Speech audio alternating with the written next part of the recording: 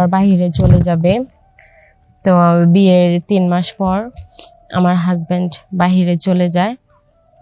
তার মধ্যে দেখা যায় যে আমার বাসুর ছিল একজন, আমার বাসুরের ওয়াইফও মারা যায়। ওনার ওয়াইফ মারা যায় 2 বছর হয়ে যায়, আর আমার হাজবেন্ড বাহিরে চলে যায় 3 বছর হয়ে যায়।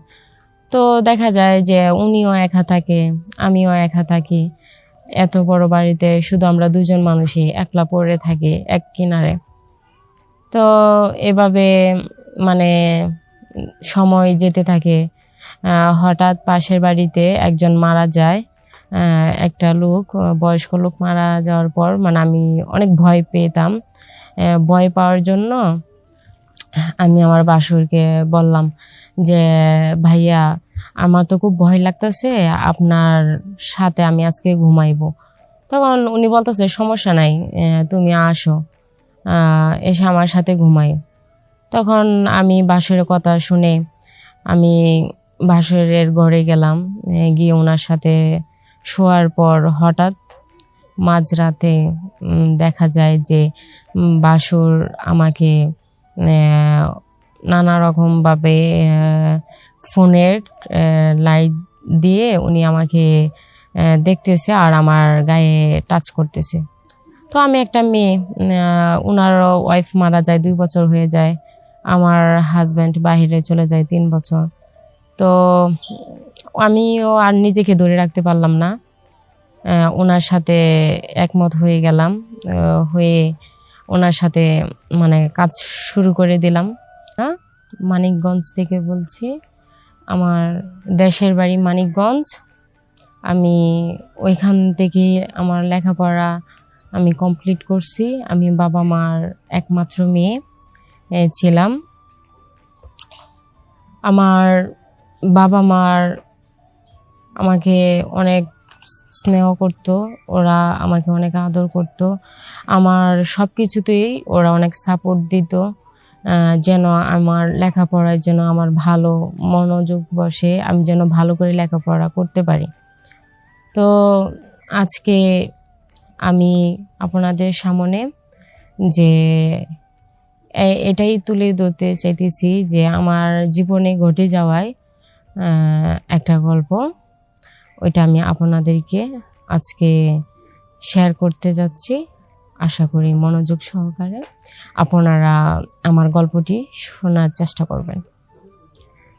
যে আমি যখন ক্লাস 6-এ পড়ি, তখন আমার বাবা তো একজন বড় ব্যবসায়ী ছিল। হঠাৎ করে উনি অসুস্থ হয়ে যায়। তো অসুস্থ হওয়ার পর দেখা যায় যে উনি বিভিন্ন ধরনের আমাদের ফ্যামিলিতে সমস্যা হয়। বিশেষ করে আমার লেখাপড়ার দিক থেকে আমি কিছু পাচ্ছিলাম না। যে পেমেন্ট আমার বাবা পেত, ওই টাকা দিয়ে আমাদের অনেক ভালো সংসার চলতো, ভালো পোশাক, ভালো খাবার, সব দিক দিয়ে ঠিক হতো। হঠাৎ করে আমার বাবার অসুস্থ হওয়ার জন্য উনি আর জবটা আর করতে পারতেছে না, কারণ ওনার জবের উপরে নির্ভর করছিল আমাদের সংসারটা। কারণ আমার আর ভাই বোন ছিল না, আমি একাই ছিলাম। তারপরও বাবা অর্থের দিক থেকে কিছুটা অস্বস্তি বোধ করছিল, কারণ উনি যে মাসে পেমেন্টটা পাইতো 50,000 টাকা, এখন আর উনি সেটা পাচ্ছে না অসুস্থ হওয়ার কারণে। যে টাকাটা পেলে আমার লেখাপড়া কমপ্লিট হইতো, যেহেতু আমি ক্লাস 6-এ পড়ি, আমার আশা ছিল আমি অনেক দূর এগিয়ে যাব এরকম। তো দেখা যায় যে আমার বাবা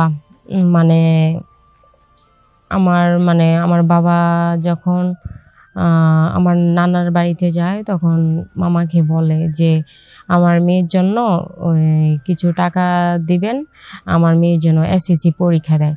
তো তখন আমার এসএসসি আমি কমপ্লিট করি। এসএসসি কমপ্লিট করার পর ভালো জায়গা থেকে সম্বন্ধ আসে, ঘর আসে আমার বিয়ের জন্য।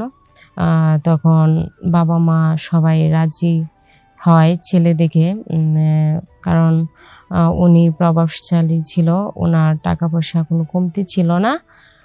তখন পারিবারিকভাবে আমাদের বিয়েটা হয়। তো বিয়ে হওয়ার পর আমাদের মধ্যে অনেক ভালো আন্ডারস্ট্যান্ডিং ছিল। আমার হাজব্যান্ড আমাকে অনেক স্নেহ করতো। আমার আর ওনার মধ্যে কখনোই ঝগড়া হতো না ওইরকম কিছু নিয়ে, কারণ না চাইতেই সব কিছু পেয়ে যেতাম। উনি সবই আমাকে এনে দিত, মানে চাওয়ার আগে উনি সব আমাকে দিত। তো দেখা যায় যে আমার হাজব্যান্ড আবার বাইরে চলে যাবে। তো বিয়ের 3 মাস পর আমার হাজব্যান্ড বাইরে চলে যায়। তার মধ্যে দেখা যায় যে আমার বাসুর ছিল একজন, আমার বাসুরের ওয়াইফও মারা যায়। ওনার ওয়াইফ মারা যায় 2 বছর হয়ে যায়, আর আমার হাজব্যান্ড বাইরে চলে যায় 3 বছর হয়ে যায়। তো দেখা যায় যে উনিও একা থাকে, আমিও একা থাকি। এত বড় বাড়িতে শুধু আমরা 2জন মানুষই একলা পড়ে থাকি এক কিনারে। তো এভাবে মানে সময় যেতে থাকে। হঠাৎ পাশের বাড়িতে একজন মারা যায়, একটা লোক, বয়স্ক লোক মারা যাওয়ার পর মানে আমি অনেক ভয় পেতাম। ভয় পাওয়ার জন্য আমি আমার বাসুরকে বললাম যে ভাইয়া, আমার তো খুব ভয় লাগতেছে, আপনার সাথে আমি আজকে ঘুমাইবো।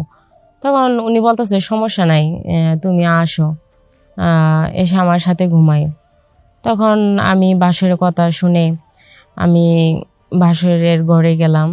গিয়ে ওনার সাথে শোয়ার পর হঠাৎ মাঝরাতে দেখা যায় যে বাসুর আমাকে নানা রকমভাবে ফোনের লাইট দিয়ে উনি আমাকে দেখতেছে আর আমার গায়ে টাচ করতেছে।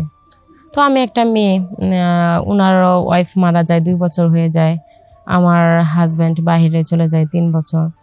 তো আমিও আর নিজেকে ধরে রাখতে পারলাম না, ওনার সাথে একমত হয়ে গেলাম।